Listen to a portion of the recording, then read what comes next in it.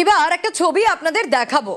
বনগাঁর চাপাবেরিয়ার একটা স্কুলের ছবি। সেখানে দেখলেই বুঝতে পারবেন যে পড়ুয়ারা ঠিক কোথায় রয়েছেন। দেখুন, স্কুলের ভিতরে পড়ুয়ারা নেই, তারা গাছের তলায় ক্লাস করছেন।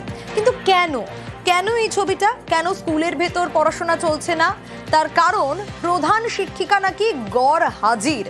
অনিরুদ্ধ রয়েছে আমার সঙ্গে। অনিরুদ্ধ, স্কুলের চাবি কি তাহলে প্রধান শিক্ষিকার কাছে থাকে এবং তিনি এলেন না, তাই ক্লাস এভাবে চলছে? একদমই। দেখো সোনিয়া, তোমাকে জানিয়ে রাখি যে উত্তর 24 পরগনার বনগাঁর চাপাবেরিয়া 2 নং কলোনি জিএসএফপি স্কুলের ঘটনা এটি। এবং এই এফপি স্কুলের যিনি প্রধান শিক্ষিকা আছে, অন্যান্য শিক্ষক শিক্ষিকারা জানিয়েছেন যে প্রধান শিক্ষিকার কাছে স্কুলের চাবি থাকে। তিনি আজ সকালবেলায় ঠিক নির্ধারিত সময়ের মধ্যে অর্থাৎ 11টার আগে তিনি স্কুলে আসেননি এবং স্কুলের কোনো গ্রুপে তিনি জানাননি যে তিনি আসছেন না, বা স্কুল গেটের যে চাবি সেই চাবিও তিনি কাউকে দেননি। সেই কারণেই স্কুলের ছাত্রছাত্রীরা আসার পরেই স্কুলের অন্যান্য যে সমস্ত সহ শিক্ষক শিক্ষিকারা আছেন তারা স্কুলের সামনে ত্রিপল পাতিয়ে তার উপরে ক্লাস নেওয়ার ব্যবস্থা করে এবং স্কুলের গাছের তলে তারা ক্লাস নিতে থাকে। পরবর্তীতে অভিভাবকরা রীতিমতন ক্ষুব্ধ হয়ে ওঠেন। তারা অভিযোগ করতে থাকেন যে এই প্রধান শিক্ষিকা আগে পরেও এরকম সাধারণ ছাত্রছাত্রীদের উপরে বাজে ব্যবহার করেছেন।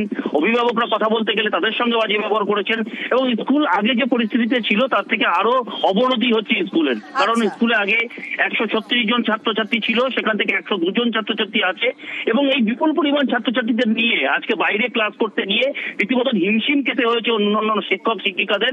তারা অভিযোগ করেছেন যে আজকের দিনে তারা রীতিমতো ব্যথিত, এই ধরনের ঘটনা অনভিপ্রেত এবং তারা চাইছেন যে এই ধরনের ঘটনা যাতে আগামী দিনে না ঘটে সেই দাবি তুলেছেন শিক্ষক শিক্ষিকারা। এবং অন্যদিকে আমাদের হেড টিচারের কাছে স্কুলের দায়িত্বভার আছে। 11:15-টার মধ্যে সব টিচারে ঢুকে গেছি। উনি প্রতিদিন স্কুলটা খুলে আমরা ক্লাস করি। আজকে উনি স্কুলে আসেননি, আমাদেরকে কোনো ইনফর্মও করেননি, স্কুল গ্রুপে জানানো নেই কিছু। চাবি কার কাছে? চাবি উনি এসে খোলে, তাকে ফোন করা হচ্ছে, এখানে গার্জেনরা তাকে ফোন করছে, তা সে কোনো রেসপন্স করছে না। আর আমাদের কি বলবো, এই দিদিমণিকে কারোরই পছন্দ হচ্ছে না। এক ব্যাপার আমি 10:30টার থেকে স্কুলের সামনে এসে দাঁড়িয়ে আছি বাচ্চা নিয়ে। 11টা বেজে যাওয়ার পরেও হলো না। তা স্যার গিয়ে কোন জায়গার থেকে একটা তাঁবু টেনে নিয়ে আসলো আর আমি চেয়ার এনে দিলাম। আর আমি তাহলে স্যারা বলছে তাহলে বাইরেই করি। তা এইভাবে তো দীর্ঘদিন সম্ভব না, এর একটা বিহিত করতে হবে। জানায় উনি কিছু, গেটে তালা খোলেনি। গেটে তালা খোলেনি, ফোন করা হয়েছে, ফোন রিসিভ করেনি। কি চাইছেন আপনারা? আমরা চাইছি দিদিমণি এখানে থাকলে এই স্কুল চলবে না।